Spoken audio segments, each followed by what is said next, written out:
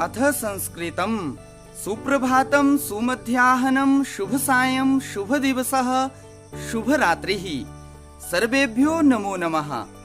प्रिय संस्कृत प्रेमियों और प्यारे प्यारे बच्चों, मैं नरेश मलोटिया शास्त्री आप सभी का इस सीरीज की दूसरी वीडियो संस्कृत कैसे सीखें भाग 2 को लेकर प्रस्तुत हुआ हूँ और मुझे आशा है कि आप सभी ने पहली वीडियो को देखा होगा और समझा होगा। फिर भी उसकी एक बार पुनरावृत्ति कर लेते हैं। तो पुनरावृत्ति में आप सभी मेरे साथ बोलेंगे। संस्कृते कति वचनानि सन्ति, संस्कृते त्रीणि वचनानि सन्ति, एकवचनम, द्विवचनम, बहुवचनम। संस्कृते कति लिंगानि सन्ति, संस्कृते त्रीणि लिंगानि सन्ति, पुंलिंगम, स्त्रीलिंगम, नपुंसकलिंगम। संस्कृते कति पुरुषाः सन्ति, संस्कृते त्रयः पुरुषाः सन्ति, प्रथमः पुरुषः, मध्यमः पुरुषः, उत्तमः पुरुषः। प्यारे प्यारे बच्चों, मुझे पूरी उम्मीद है कि आपने संस्कृत कैसे सीखें इस सीरीज की प्रथम वीडियो में बताए गए संस्कृत के शुरुआती बिंदुओं वचन, लिंग और पुरुष को देखकर अच्छी तरह से समझ लिया होगा। फिर भी अगर कोई समस्या रह गई हो तो आप डिस्क्रिप्शन में दिए गए लिंक पर जाकर उस वीडियो को दोबारा देख सकते हैं, समझ सकते हैं। अधिक समय न लेते हुए आज के विषय पर बात करते हैं। हमारा आज का विषय है सर्वनाम शब्दाः। प्यारे बच्चों, इस वीडियो को बनाने का मूलभूत उद्देश्य आपको रटना रटाना नहीं है, बल्कि आपकी समझ को पक्का और मजबूत करना है, जैसे विद्यालय में गुरुजी आपको पढ़ाते हैं। तो सर्वनाम शब्दाः इस विषय को उपस्थापित करने से पहले मैं इस विषय की बारीकियों पर थोड़ी सी बात करना चाहूंगा। क्योंकि जब तक हमें उस बारीकी का पता नहीं होगा तो उससे पहले वो रटा रटाया ही रह जाएगा। प्यारे बच्चों, सर्वनाम नाम सुनते ही सबसे पहले प्रश्न खड़ा होता है कि आखिरकार सर्वनाम क्या है, अर्थात सर्वनाम किसे कहते हैं। तो चलो देखते हैं। संज्ञा के स्थान पर प्रयुक्त होने वाले शब्दों को सर्वनाम कहते हैं, जैसे वह, तुम, मैं, हम इत्यादि। प्यारे प्यारे बच्चों, संज्ञा के स्थान पर प्रयुक्त होने वाले शब्द, ये जो पंक्तियां हैं संज्ञा के स्थान पर, अर्थात संज्ञा कोई ऐसे शब्द हैं जिनके स्थान पर जो शब्द प्रयुक्त होते हैं उन्हें सर्वनाम कहते हैं। तो अब ये प्रश्न उठता है कि आखिरकार ये संज्ञा क्या चीज है, तो संज्ञा किसे कहते हैं। तो चलो देखते हैं। किसी वस्तु, स्थान, जाति, भाव इत्यादि के नाम को संज्ञा कहते हैं, जैसे मोबाइल, दिल्ली, पशु, पक्षी, मनुष्य, दया, क्रोध इत्यादि। प्यारे प्यारे बच्चों, यहाँ पर संज्ञा की परिभाषा और सर्वनाम की परिभाषा, दोनों ही परिभाषाएं हमने देख ली। दोनों के नीचे लिखा हुआ था रट्टा, अर्थात हम रट्टा लगाते हैं कि 2 नंबर का आएगा, इसलिए उसी हिसाब से पढ़ते हैं। प्यारे बच्चों, संज्ञा अर्थात इस संसार में जितने भी नाम हैं उनका जो नाम है वो संज्ञा कहलाता है। जैसे मेरी संज्ञा है नरेश मलोटिया, आपका नाम संज्ञा है, आपके पिताजी के नाम जो है वो उनकी संज्ञा है। मजदूर, ब्लैक बोर्ड, टोपी, आंख, कान, कपोल, ललाट, ये सारी संज्ञाएं हैं और इन्हीं संज्ञाओं को संज्ञा कहते हैं। अर्थात संसार में जितने भी नाम विद्यमान हैं वो सारे संज्ञा ही कहलाते हैं। अब सर्वनाम क्या है, तो सर्वनाम संज्ञा के स्थान पर जो प्रयुक्त होते हैं। एक उदाहरण से समझते हैं। दशरथ नाम का एक राजा था। दशरथ के 4 पुत्र थे। दशरथ की 3 रानियां भी थीं। एक बार दशरथ ने रानियों को बुलाया और रानियों से कहा, दशरथ आज गुरुजी से मिलने जा रहे हैं। तभी चारों पुत्र बोले, राम, लक्ष्मण, भरत और शत्रुघ्न भी गुरुजी से मिलने जाएंगे।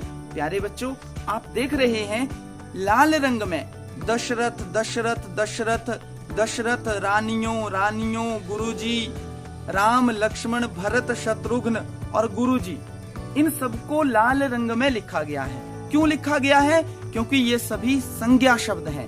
मैंने आपको ये बताया कि इस संसार में जितने भी नाम हैं वो संज्ञा कहलाते हैं, चाहे वो नाक, कान, सब संज्ञाएं हैं। तो अब इसको सर्वनाम में देखते हैं। कैसे? दशरथ नाम का एक राजा था, उसके 4 पुत्र थे, उसकी 3 रानियां भी थीं।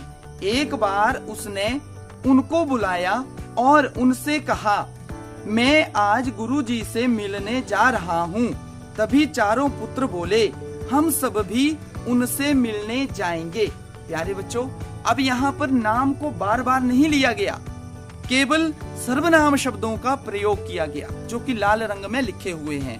उसके, उसकी, उसने, उनको, उनसे, हम सब भी, मैं, उनसे, ये सारे शब्द जो हैं वो सर्वनाम शब्द हैं। तो प्यारे बच्चों, यही संज्ञा और सर्वनाम शब्दों में मूलभूत अंतर है। चलो अब संस्कृत के सर्वनाम शब्द एक बार देख लेते हैं। तो उच्चारण करता हूँ।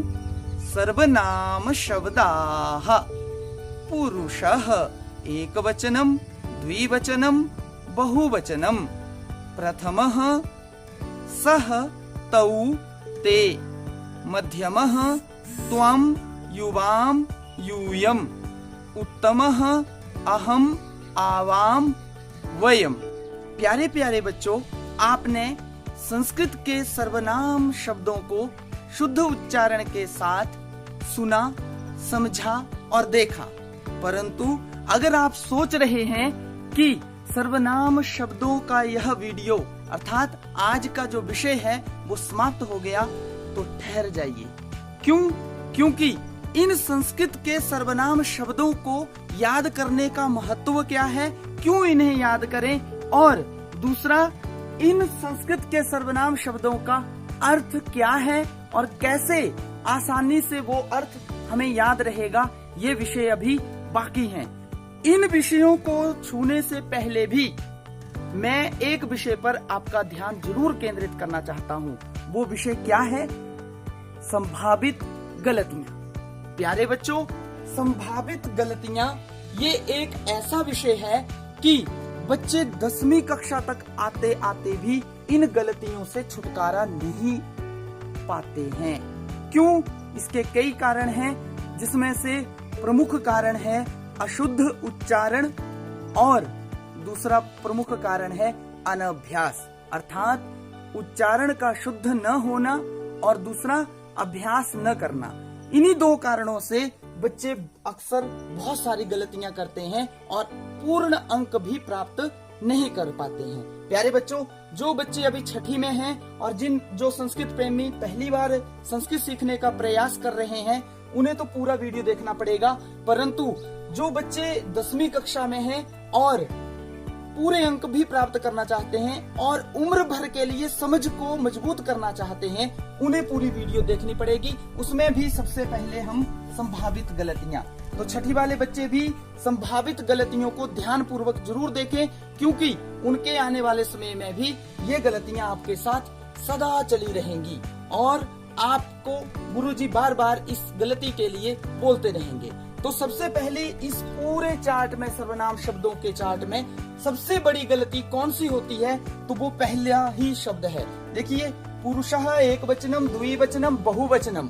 प्रथमः, मध्यमः, उत्तमः। पिछली वीडियो में हमने इसे ध्यान पूर्वक पढ़ा था और अच्छे से याद किया है। परंतु अब शुरू होता है सह। सह अर्थात प्यारे बच्चों, जो विसर्ग है उसको ह की ध्वनि आती है, सह। तो हमारे बच्चे क्योंकि याद भी सह करते हैं तो लिखते भी सह हैं और वो गलत है। सह पठती, तो इस तरह से सह लिख देते हैं। क्यों? क्योंकि हमारा उच्चारण अशुद्ध है और अशुद्ध उच्चारण के साथ हम सह लिख देते हैं। वास्तव में इसका क्या उच्चारण होगा? सह, रामेण सह, ह पूरा बोलना पड़ेगा। परंतु हम यहाँ बोलते हैं सह, सह, ह हलंत। तो सह ये प्रमुख गलती है, आप सभी बच्चे करते होंगे। अगर आप गलती करते हैं तो इसे नोट कर लो, आज के बाद आपकी गलती नहीं होगी। दूसरी सबसे बड़ी गलती, तौ यहाँ कोई गलती नहीं होती, ते यहाँ कोई गलती नहीं होती। तो अगली गलती जो है वो यहाँ होती है।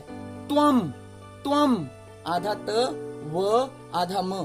त्वम, म को टच करना है, स्पर्श करते हुए छोड़ देना है। तो क्या होगा? त्वम। त्वम को गलती क्या होती है? तबम, तबम। बहुत सारे बच्चे त्वम की जगह तबम। मैं भी गूगल मीट के माध्यम से लगातार कक्षा लेता हूँ। इतनी बार समझाने के बावजूद, बार बार मैसेज करने के बावजूद भी बच्चे तबम, अच्छे बच्चे जो बहुत अच्छा करते हैं वो भी यहाँ पर गलती कर देते हैं।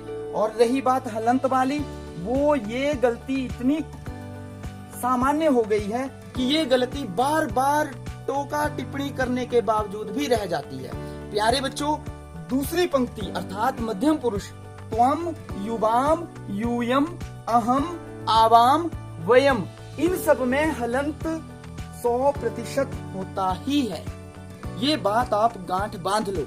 अगर ये बात आप गांठ बांध लेते हैं तो मैं आपको पक्का वादा करता हूँ आप कभी भी गलती नहीं करोगे। दूसरी गलती ये हो गई। तीसरी गलती, ये दूसरी गलती ये है त्वम, त्वम, त्वम आधा त। अगली गलती है युवाम। तो यहाँ पर क्या लिखते हैं? युवाम। म, मैंने कहा म की तो गलती सामान्य गलती है, ये लगातार बच्चे करते ही रहते हैं। यहाँ पर आपका फोकस होना चाहिए, यहाँ पर आपका ध्यान केंद्रित होना चाहिए। क्यों? क्योंकि युवाम, युवाम ऐसा नहीं है। क्या है? युवाम, युवाम, युवाम, युवाम, युवाम। आप मेरे साथ बोलते रहना। उसके बाद है यूयम। यहाँ क्या गलती है? यहाँ पर लिखते हैं यूयम।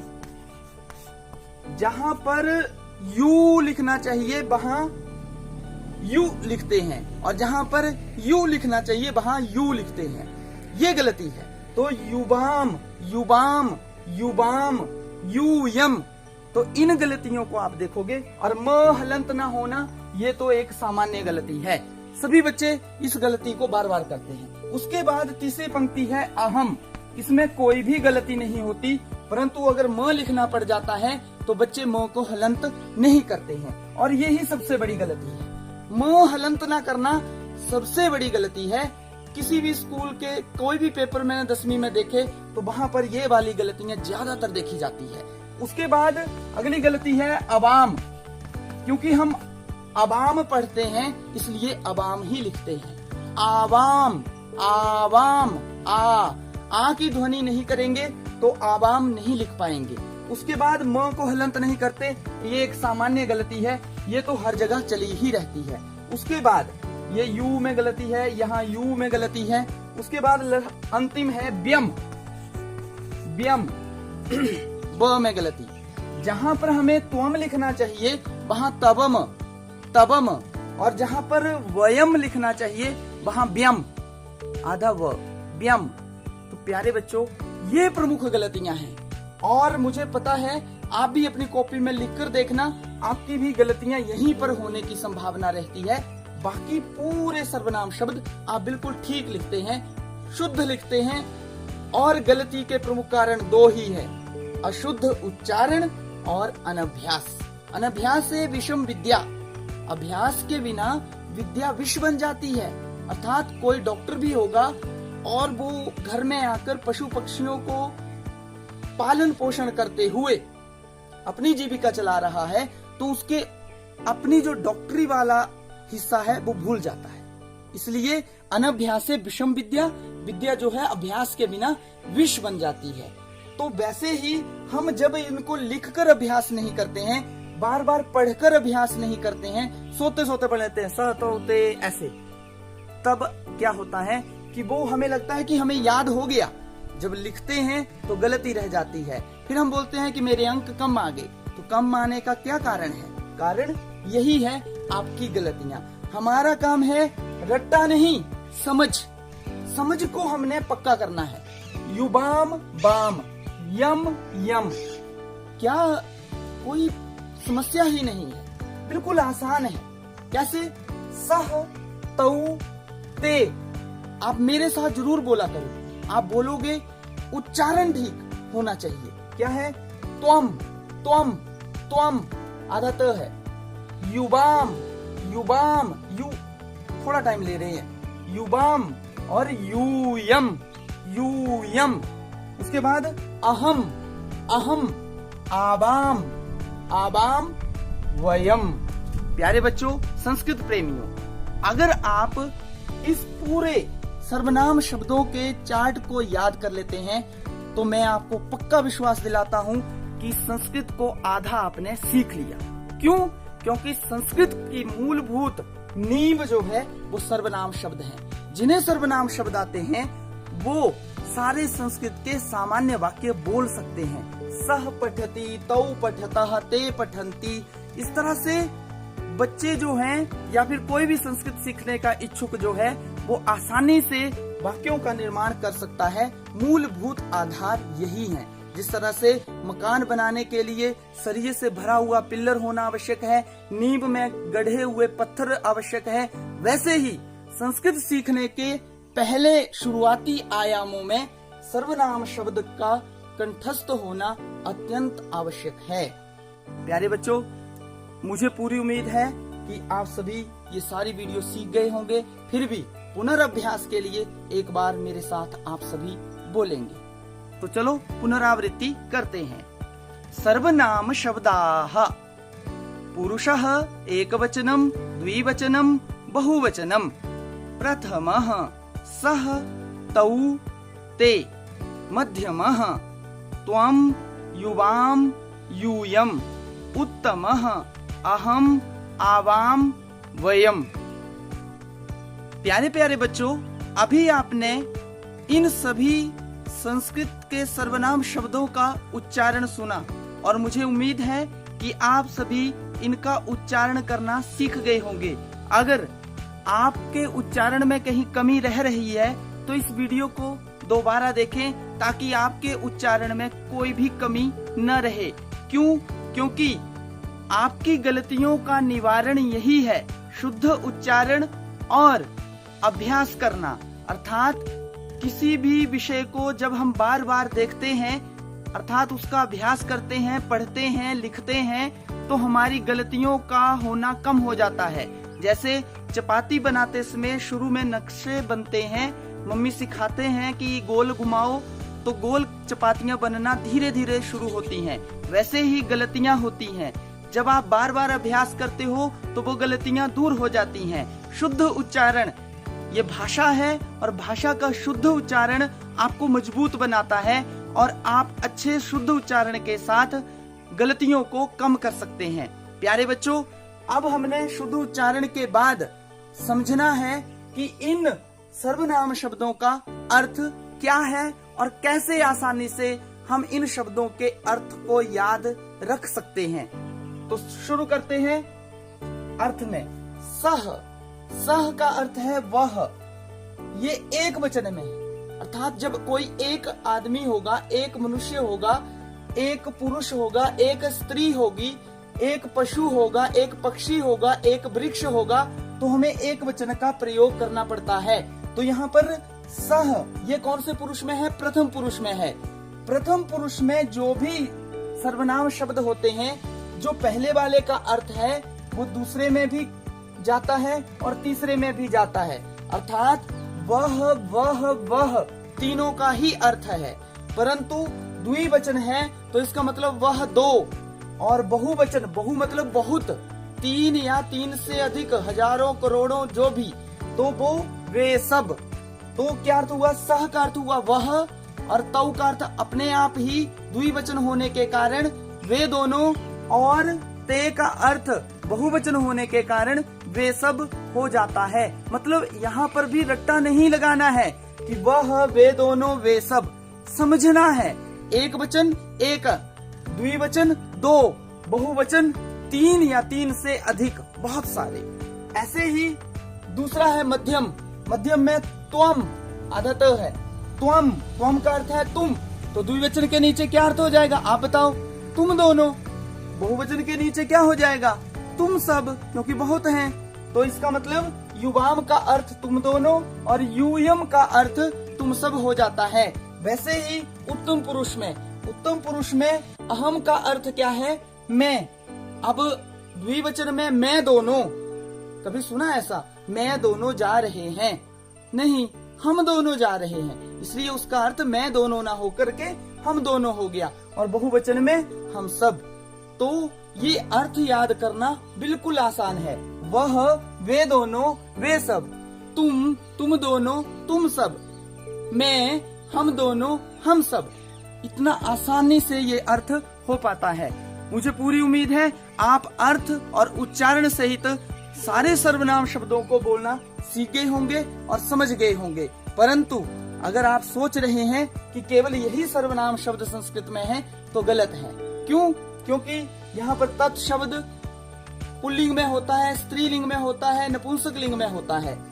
त्वम, युष्मत् शब्द, वो केवल एक ही लिंग में, अर्थात तीनों ही लिंगों में युष्मत् शब्द एक जैसा ही होता है और अस्मत् शब्द भी एक जैसा होता है।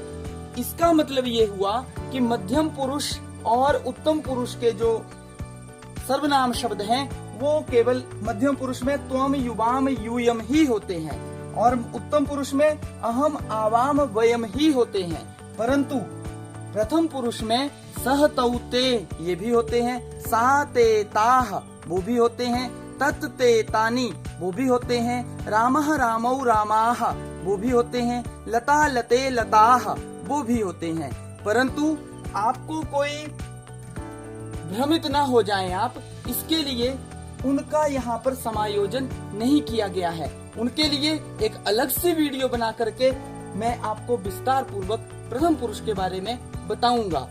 अभी आज के लिए काफी है, क्योंकि हमने सामान्य संस्कृत के वाक्यों को बनाना जल्दी से जल्दी सीखना है, इसलिए हम पुल्लिंग को लेकर ही इस वीडियो में चल रहे हैं। मुझे पूरी उम्मीद है आप सभी को यह वीडियो अच्छा लगा होगा, आपको समझ आया होगा और आप विशेष तौर पर ये जो संभावित गलतियां हैं इनसे भी अवगत हो गए होंगे और आगे से आप इस तरह की कोई भी गलती नहीं करेंगे। विशेषकर 6ठी से 10वीं में तक पढ़ने वाले बच्चे, क्योंकि उन्हें पेपरों में भी ये सारी चीजें पूछी जाती हैं और वहाँ पर गलती होने के कारण वो परीक्षाओं में पूर्ण अंक प्राप्त नहीं कर पाते हैं। प्यारे बच्चों, आपको यह वीडियो कैसी लगी? अच्छी लगी तब भी, अच्छी नहीं लगी तब भी, या कोई समाधान हो तब भी आप कमेंट बॉक्स में जाकर जरूर कमेंट करें, ताकि आने वाली वीडियो इससे भी अच्छी बनाई जा सके, जिसका लाभ आप सभी बच्चों को प्राप्त हो।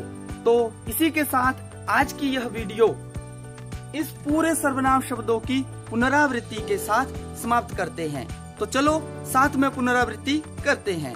सर्वनाम शब्दाः पुरुषः एकवचनम, द्विवचनम, बहुवचनम। प्रथमः सः, तौ, ते। मध्यमः त्वं, युवां, यूयम्। उत्तमः अहम्, आवाम, वयम।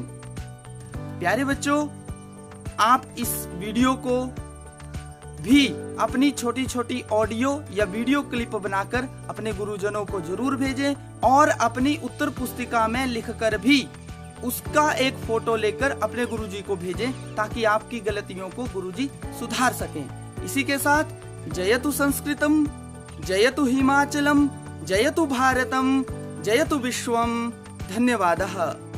प्यारे दोस्तों, चैनल को लाइक करें, शेयर करें, सब्सक्राइब करें, ताकि आने वाली वीडियो का लिंक आपको सबसे पहले मिल सके।